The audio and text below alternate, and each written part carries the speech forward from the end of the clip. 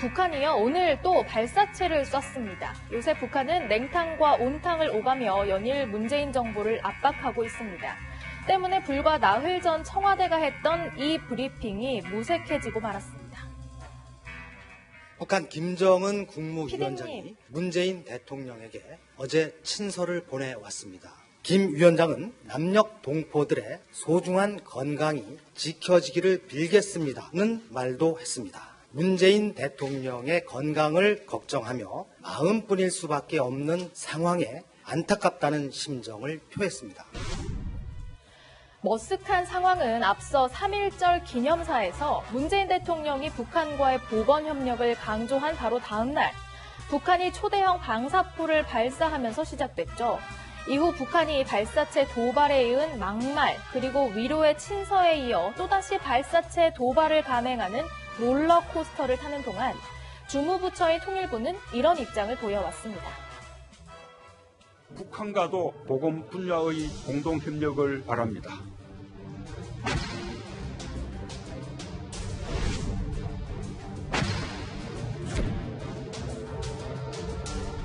김여정 제1부부장 담화와 관련하여 따로 언급할 사항은 없습니다.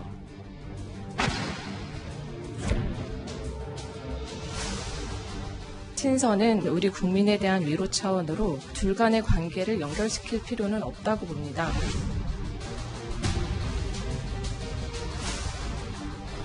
북한의 발사체 관련해서는 관계기관에서 입장을 발표한 것으로 알고 있습니다. 통일부 입장은 따로 없는 건가요? 네, 그렇습니다.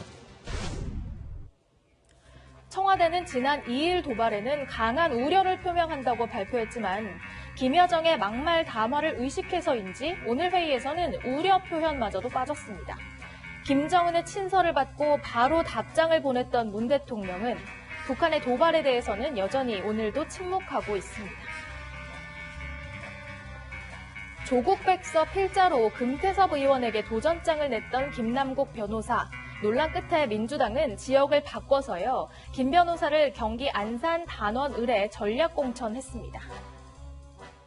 국정원 간첩 조작 사건의 진실을 밝혀낸 변호인으로 검찰개혁과 나아가 권력기관 개혁을 앞당길 적임자라고 판단하였습니다.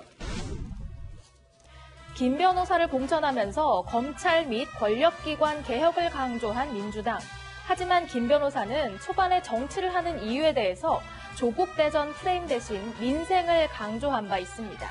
특히 현역 금태섭 의원과 나를 세우는 과정에서 강서 지역 민생을 강조하려다가 강남 지역 주민 폄훼 논란에 휩싸이기도 했죠.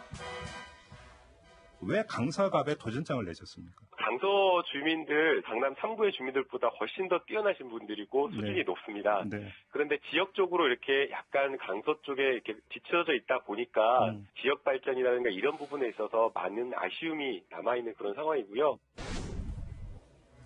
마침내 공천이 확정된 안산 단원 을 지역에서는 어떤 포부를 내놓을지 관심인데요.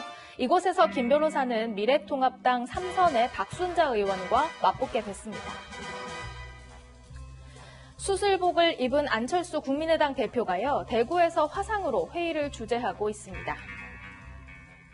저는 매일 오전, 오후 2번 방호복을 입고 병실로 가서 환자 한 분 한 분 만나서 검체를 채취하고 문진을 합니다.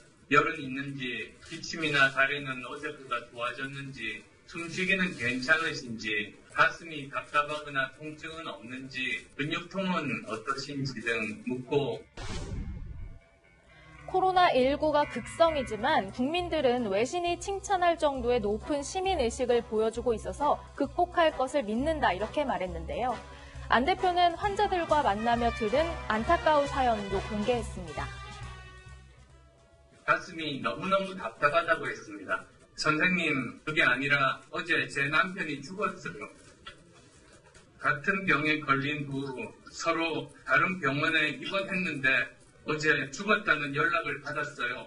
자체를 화장해버리면 다시 남편의 얼굴을 볼 수도 없고 병이 낫지 않아 장례식에 참석할 수도 없는 이 기막힌 상황을, 이런 상황에서 정치는 도대체 무엇을 해야 하는지 묻지 않을 수 없었습니다.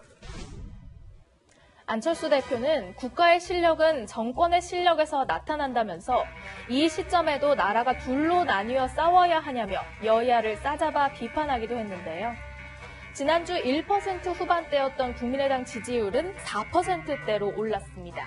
안 대표가 지난 1일부터 대구에서 열흘 가까이 의료 봉사 중인 모습이 20, 30대와 중도층의 지지를 얻었다는 분석입니다.